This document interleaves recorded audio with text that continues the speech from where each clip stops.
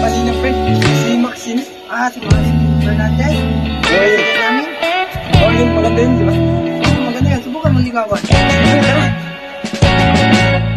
Palagay basang-basa ang dagit, abay damang-dama sa'king kalam ng punong-puno ng pananabik at ng kabalalim. Sa'king bawat paghinga nakatitig lamang sa iyo.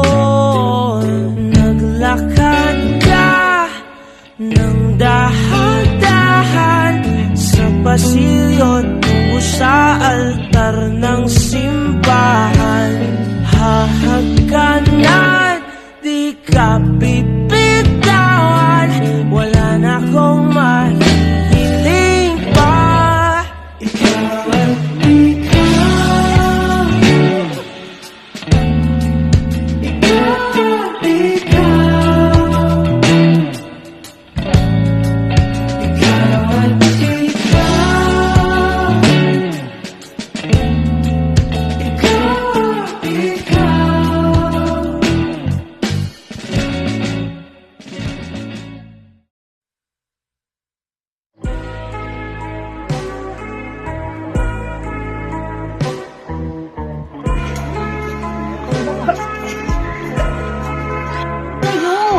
Maxine!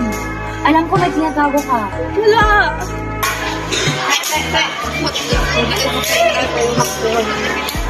Alam ko may tinatago ka talaga. Matagal na akong may sakit. Ayoko lang sabihin. Ha? Bakit ba? Bakit na ayaw sabihin? Gusto mo mamatay ka na maaga?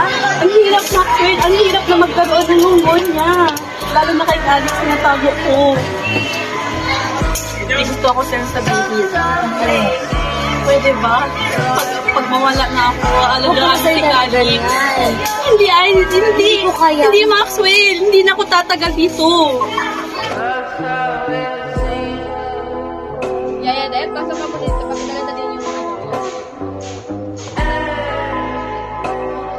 Sige na, sige na.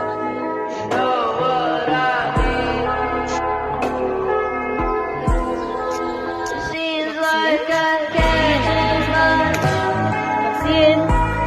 Maxine! Yaya, Dad! Yaya, Dad! Anong nangyari?